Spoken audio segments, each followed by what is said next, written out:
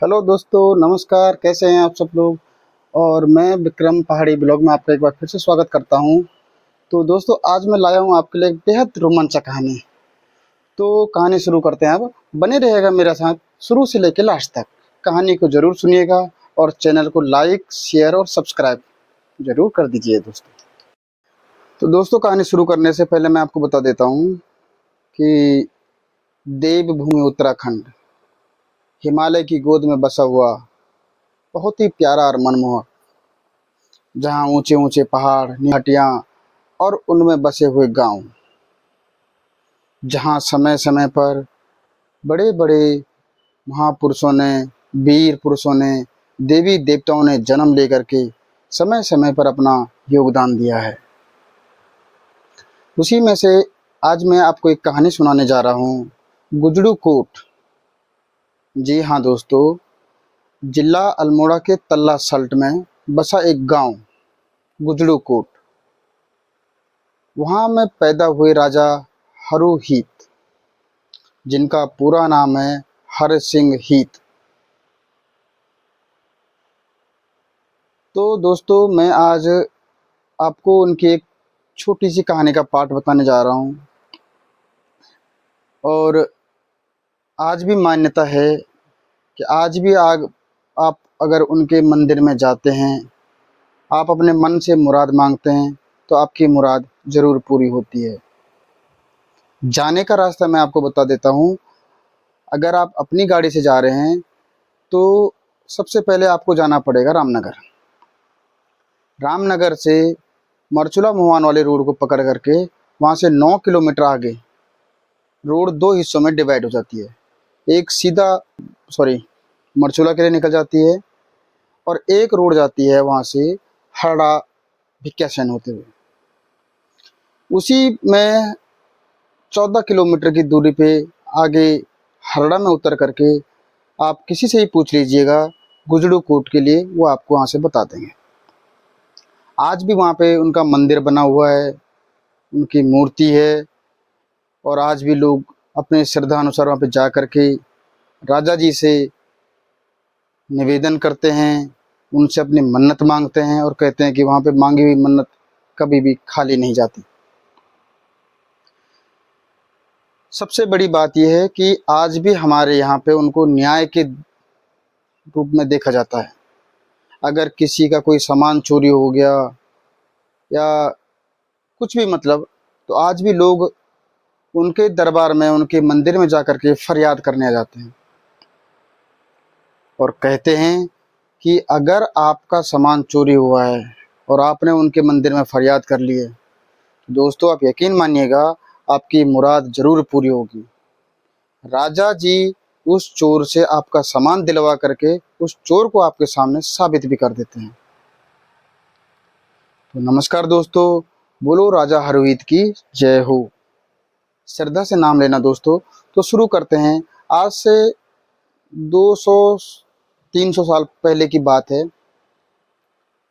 Current जानकारी तो मुझे भी नहीं है, लेकिन हमने भी जो सुना है 1790 की कहानी है। उस टाइम पे गुजड़ू कोट में राजा हुए राजा समर सिंह हीत।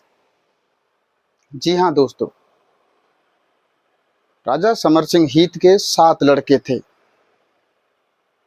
और सातों के सातों विवाहित थे। उनकी 7 पत्नियां थीं। अन्न धन, राजपाट, धन दौलत, किसी चीज़ की कोई कमी नहीं थी, सब कुछ भरपूर था। लेकिन दोस्तों वही था कि समय के साथ में अभिमान हुआ, सातों को अभिमान भर गया। वो लोगों से छीना झपटी, लोगों को परेशान करने लगे, सताने लगे। लोग उनसे परेशान हो गए और लोगों ने भगवान से फरियाद करी कि हे भगवान, अब आप ही हमारी रक्षा करो। लोगों की बद्दुआएं लगी और उस टाइम पे वहाँ पे बहुत खतरनाक बुखार चले, जिसमें वो सातों के सातों मारे गए। उनके सदमे को बर्दाश्त न करते हुए समर सिंह जी भी स्वर्गवास हो गया। तो दोस्तों बताते हैं कि उस टाइम पे हरुहीत जी अपनी माँ के पेट में 6 माह के थे। तो जब राजा भी मर गए, उनके बेटे भी मर गए, तो लोगों ने उनके यहाँ काम करना बंद कर दिया। जमींदार जो होते थे गांव में, उन्होंने रकम देनी बंद कर दी, लोगों ने खेती बाड़ी उनकी बंजर कर दी। बहुत बुरे दिन आ गए। तो रानी जो थी, उन्होंने लोगों से कहा, जो उनके शुभचिंतक थे, कि हमारा बेटा जन्म लेगा तो किसी को बताना मत, नहीं तो लोग मार देंगे। होता है ना दोस्तों कि एक बार अगर आदमी बुरा बन जाता तो उसके सबको लगता है कि अब सब बुरा ही होगा। तो राजा जी का जन्म हुआ, नामकरण वगैरह हुआ, सब कुछ होते होते तो कहते हैं कि उनके अंदर कुदरती ऐसी शक्तियां थी कि वो 5 साल की उम्र में ऐसे लगते थे जैसे 16 साल का लड़का हो। एक बार दोस्तों के साथ में खेलने गए, खेल कूद में चोर छिपाए खेल खेल रहे थे। तो बच्चे चोर को पकड़ के लाए, तो उन्होंने उससे बोला कि भाई तू चोरी वोरी करना छोड़ दे, उसके हाथ वाथ बंधवाए और उसको मारा। जब मारा तो लड़के को लग गई चोट। तो उसने बोला कि भाई अगर तू ऐसा राजा है तो तुम तो सचमुच के राजा थे। अगर सचमुच का राजा है तो अपनी बंजर खेतियों को आबाद करा के दिखा, अपनी रगम उगवा के दिखा। ऐसी बातें बता दी। तो हरवीर जी घर आए, अपनी माँ से पूछा कि माँ बता, मैं कौन हूँ, मेरे 7 भाई कैसे मरे, क्या हम सच में राजा थे? माँ ने कहा कि नहीं बेटा, ऐसा कुछ भी नहीं था, क्योंकि माँ नहीं चाहती थी कि लोगों की नज़र मेरे बेटे पे पड़े।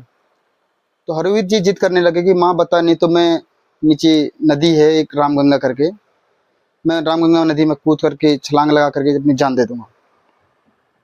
तो माँ मजबूर हुई, विवश हुई, और माँ ने सारी व्यथा कथा बता दी। राजा को क्रोध आया। वो अपने घोड़े पे बैठे, गांव गांव में आवाज मारी कि जमींदार जो भी है मेरी रकम को दे देना, 14 साल से जो रकम नहीं दे रखी है, और मेरे जो बंजर खेत पड़े हुए हैं उनको आबाद कर देना। तो दोस्तों उनके खेत कहते हैं, आज भी कुणी खेत करके नाम है, कुणी खेत में उनके 2 खेत हैं, बहुत बड़े खेत हैं।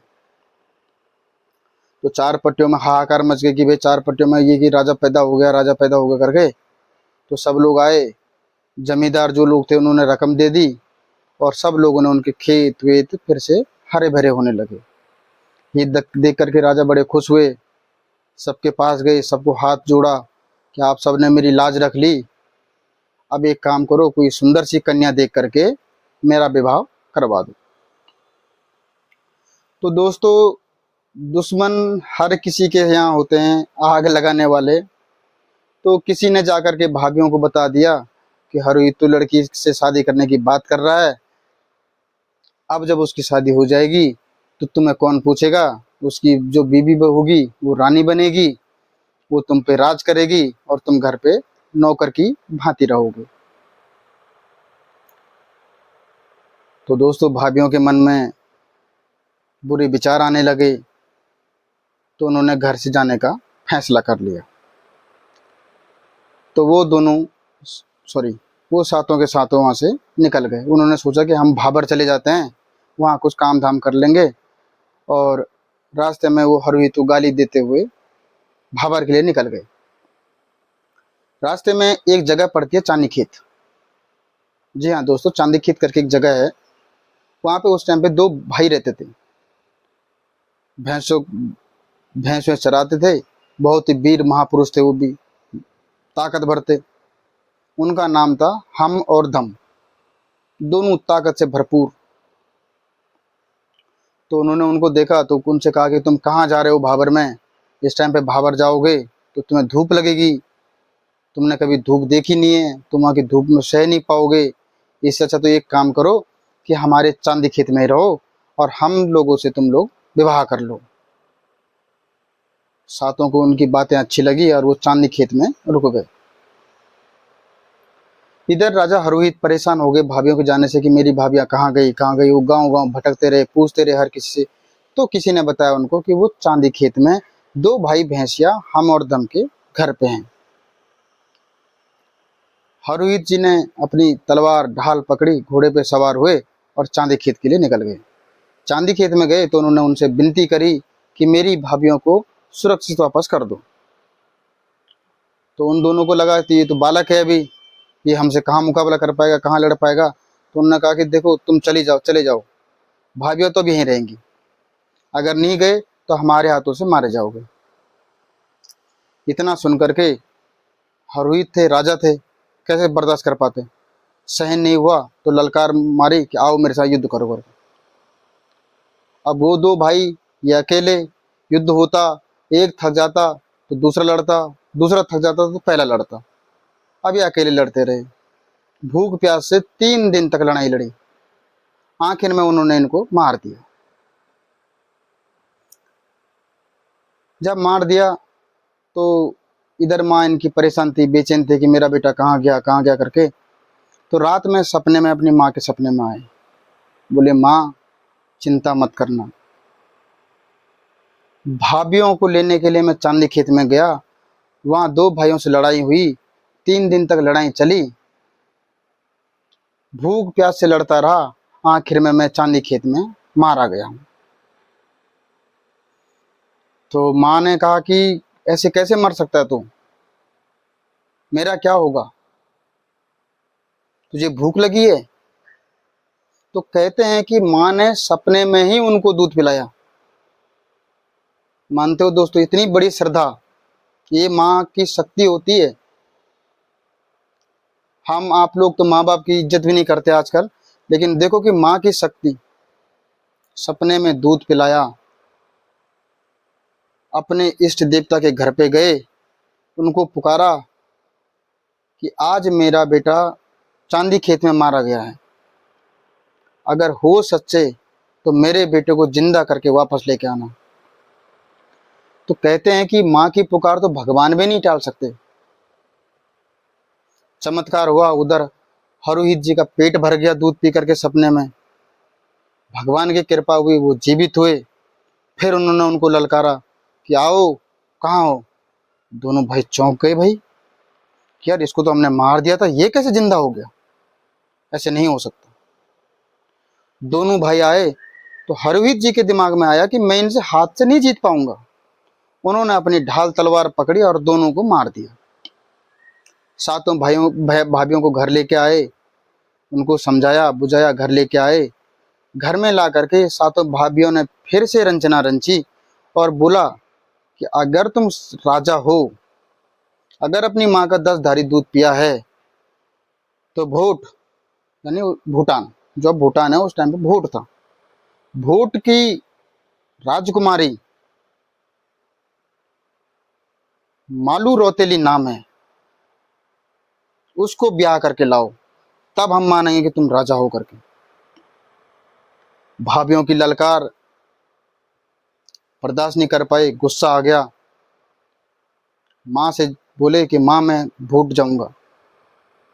भाभीियों को लगा कि ये भूट जाएगा, वहां पे काला जादू चलता है, वो लोग इसको मार देंगे, वहां से जीवित वापस नहीं आ पाएगा।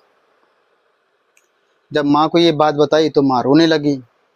माँ बोलेगी तू भूट जाएगा, कालू वहाँ काला जादू चलता है, वो लोग तुझे मार देंगे, तू मत जा।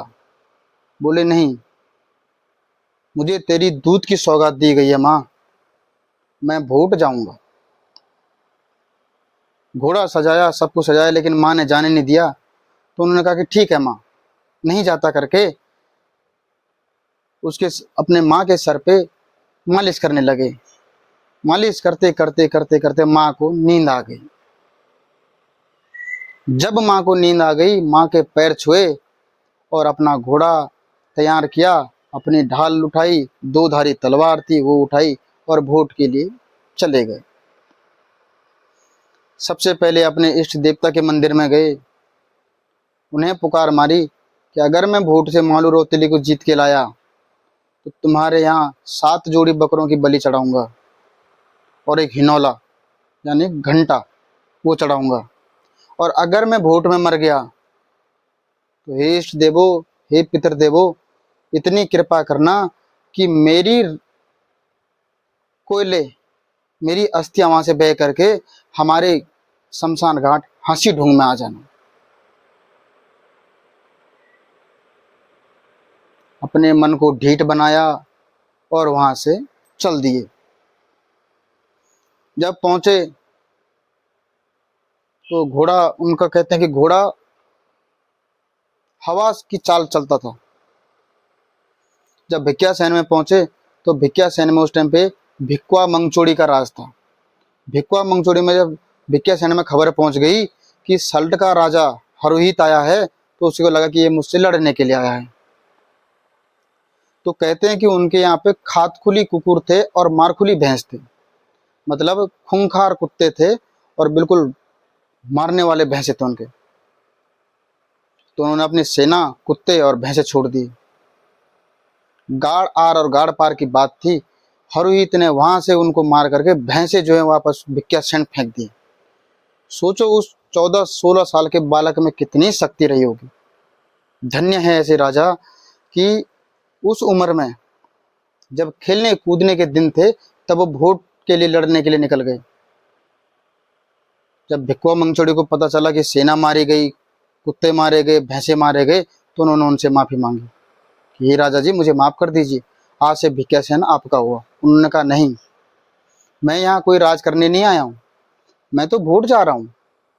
तुम्हें ही गलत शंका हुई तो तुमने ही युद्ध किया, जिसका परिणाम ये हुआ। वहां से लगे चलते चलते हुनियों के देश होते हुए भोट पहुंचे तो कालू शौक की चेली मालू रोतेली माता के मंदिर में 14 साल से मन्नत मांग रही थी कि हे माँ, मुझे मेरी मनचाहा वर चाहिए, नहीं तो शादी नहीं करूंगी। तो कहते हैं कि जिस दिन राजा जी उस मंदिर में पहुंचे उसी दिन उसके 14 साल के व्रत पूरे हुए थे। भगवान का योग देखो कि जिसको जहां मिलाना होता है पहुंचा देते हैं। तो जब वहां पहुंचे तो मालू रोतेली ने पूछा कि आप कौन हो, कहाँ से आए हो? तो उन्होंने कहा कि मेरा नाम हर सिंह हीत है, मैं तल्ला सल्ट गुजरू कोट का राजा हूँ, 4 पट्टियों का राजा हूँ। तो मालू रोतेली ने पूछा कि भूट में किस काम से आए हो? तो बोले कि मैं तुम्हें ही लेने आया हूँ, मेरी भाभीियों ने मुझे दूध की सौगात दी है, वचन मारा है मेरे को कि मैं अगर राजा हूँ तो मैं भूट से मालू रोतेली को जीत के ले जाऊं। मालू रोतेली प्रसन्न हुई, माँ का धन्यवाद किया कि हे माँ, तुमने मेरी विनती सुन ली, मुझे आज मेरा मन चाहा वर मिल गया। तो बोली चलो ले चलो।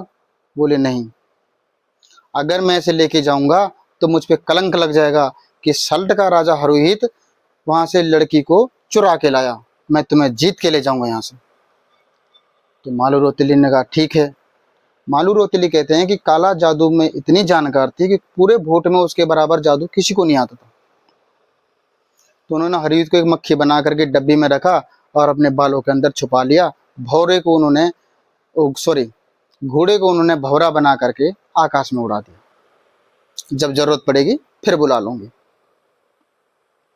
घर ले गई, कमरे में ले गई, मंत्र मारा, वापस बनाए और उनको बताया कभी दक्षिण का दरवाजा मत खोलना। राजा थे, बोले ऐसी क्या बात है। एक दिन दक्षिण का दरवाजा खोल करके बगीचे में टहल रहे थे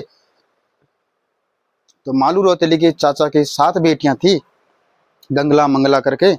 तो गंगला ने उनको देखा, वो उन पे मोहित हो गई, बोली मुझसे ब्याह कर ले। बोले नहीं, मैं मालू रोतेली के साथ ही ब्याह करूंगा।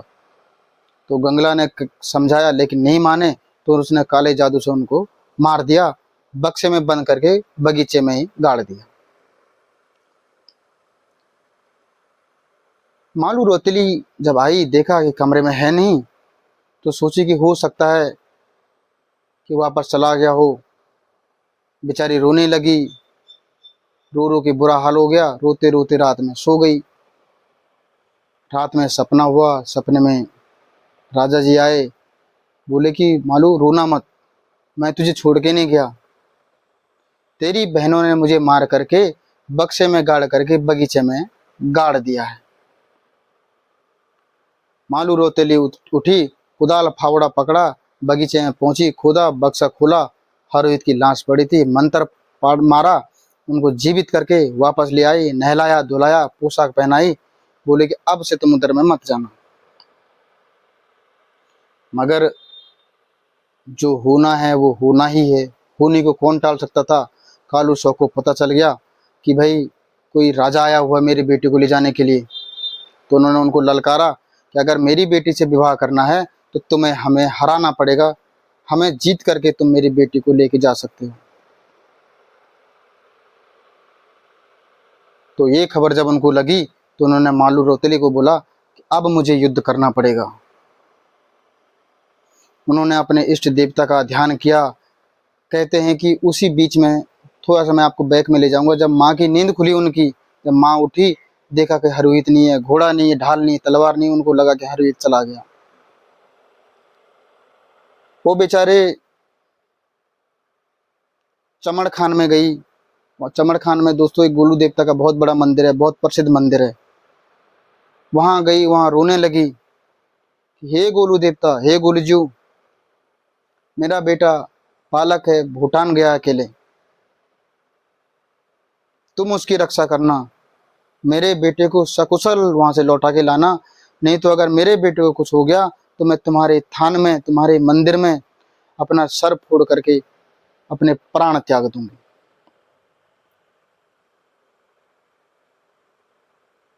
वहां भूटान में युद्ध होने लगा।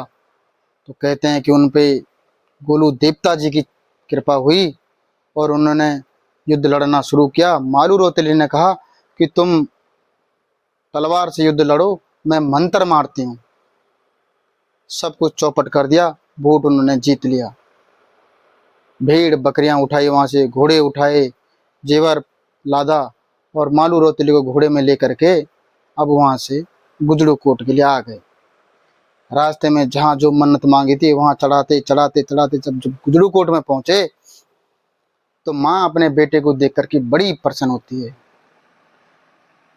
भगवान का धन्यवाद करती है, गोलू देवता का धन्यवाद करती है, हाथ जोड़ती है उनको कि तुम मेरे बेटे को लौटा के ले आए। तो दोस्तों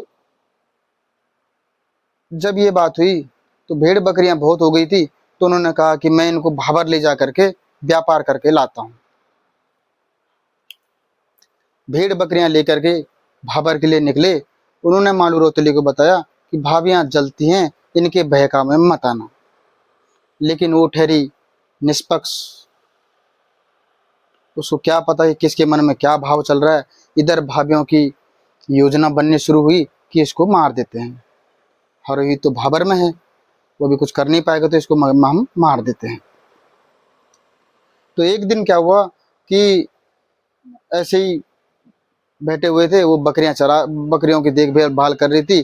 तो सातों भाइयों ने उसको नीचे नदी में से आवाज मारी, बोले मालू मालू नीचे आ, तू भूट में रही है, तूने कभी मच्छियां देखी? बोली नहीं। बोली नीचे आ, हम तुझे मच्छियां दिखाते हैं। बेचारी गई, भाभीियों का छल उसके समझ में नहीं आया।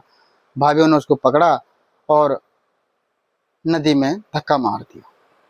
दोस्तों तैरना आता नहीं था और बेचारी मर गई। उधर हरुहित जी को मालू की बड़ी नाराई लगी, उन्हें हिचकी आने लगी। रात में सोए थे तो घोड़ा खिनखिनाने लगा उनका, उनको कुछ आभास हो गया, कुछ अनहोनी हो रखी है। चलो, रात में अपना घोड़ा उठाया वहां से और सीधा गुजड़ू कोट के लिए आ गए। गुजड़ू कोट में पहुंचे, जब देखा तो मालू रौतेली मिली नहीं। तो उन्होंने भाभीियों से पूछा, तो भाभीियों ने कहा हमें तो पता नहीं, हो सकता है कि उसका मन ना लगा हो यहाँ पे और वापस चली गई हो। हरवीर जी को भी लगा हो सकता है कि मैं चला गया था भाबर में, उसका मन नहीं लगा, हो सकता है कि वोट के लिए वापस चली गई हो। उन्होंने घोड़ा पकड़ा और वापस उसको वोट लेने के लिए चल दिए। आधे रास्ते में गए, रात हो गई तो किसी के घर पे ठहर गई। रात में सपना हुआ, मालू रौतेली सपने में आई, बोली कि कहाँ वोट जाऊंगी, तुम्हारे कारण तो माँ भाई परिवार सब मरवा दिया है, किसके लिए वोट जाऊंगी। तुम्हारी भाभीियों ने मेरे साथ छल किया, मुझे नदी में बुलाया और धक्का मार दिया। हांसी ढूंढ, हाँ हांसी ढूंढ जहाँ पे मारा था, हांसी ढूंढ में मेरी लाश पड़ी हुई है। राजा जी रात में उठे, घोड़ा पकड़ा, हांसी ढूंढ पहुंचे तो देखा चांद सी मूरत में उसकी लाश पानी में तैर रही है। उसकी लाश को वहां से बाहर निकाला। उसने जो घाघरा पहना हुआ था, कहते हैं कि वो घाघरा निकाल करके पत्थर में सुखाने के लिए रखा। दोस्तों आज भी आप अगर वहां पे जाएंगे तो उस पत्थर पे घाघरे की छाप आज भी आपको दिख जाएगी। रोए खिलाए कि मालू आज अगर तूने मुझे मंत्र सिखाए होते तो आज मैं तुझे मंत्र से जीवित कर देता। जब तेरी बहनों ने मुझे मार दिया था तब तूने अपने मंत्र से मुझे जीवित कर दिया, लेकिन आज मैं लाचार हूं, मैं तुझे जीवित नहीं कर पाया।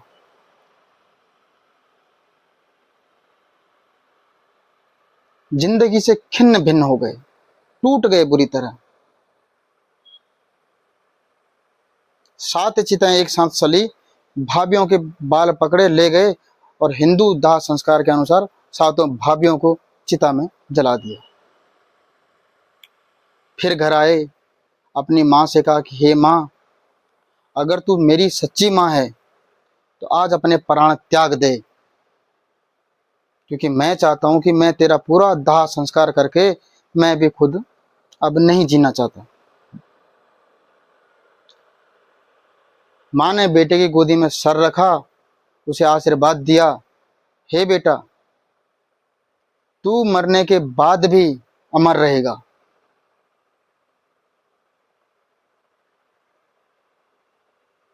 जैसे तू जीते जी सब लोगों के साथ न्याय करता है, वैसे ही मरने के बाद भी सब लोगों के साथ न्याय करेगा। तेरी चारों पट्टी सल्ट में तेरी पूजा होगी, तेरे नाम के मंदिर होंगे और तू उनका न्याय करेगा। इतना कहते हुए माँ ने अपने प्राण त्याग दिए। दोस्तों जब माँ ने प्राण त्याग दिए, हरोहित ने पूरे हिंदू धर्म के अनुसार उनका दाह संस्कार करके अंत्येष्टि करके जो करना था वो करा। फिर 2 चिताएं जलाई।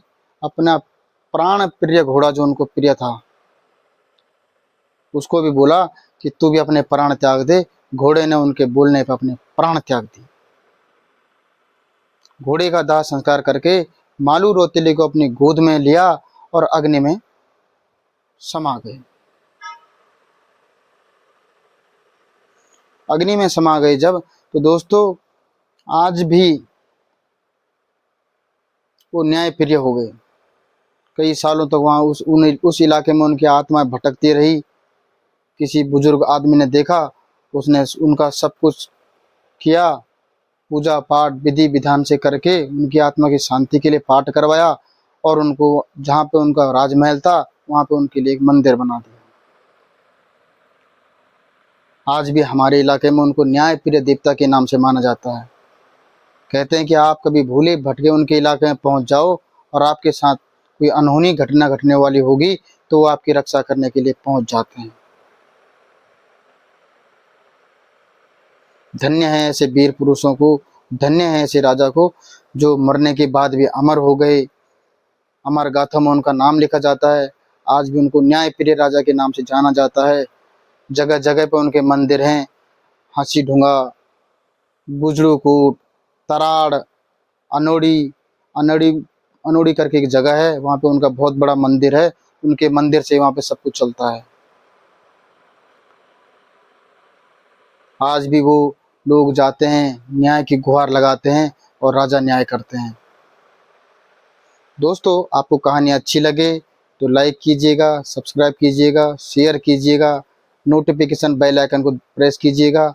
ऐसी रोमांचक कहानियाँ और भी कई कहानियाँ मैं आपके लिए लेके आऊँगा। तब तक के लिए आप इस वीडियो को देखिए और अगर इसमें कुछ त्रुटि हुई हो तो उसके लिए मैं आपसे क्षमा मांगता हूँ, क्षमा प्रार्थी हूँ। धन्यवाद।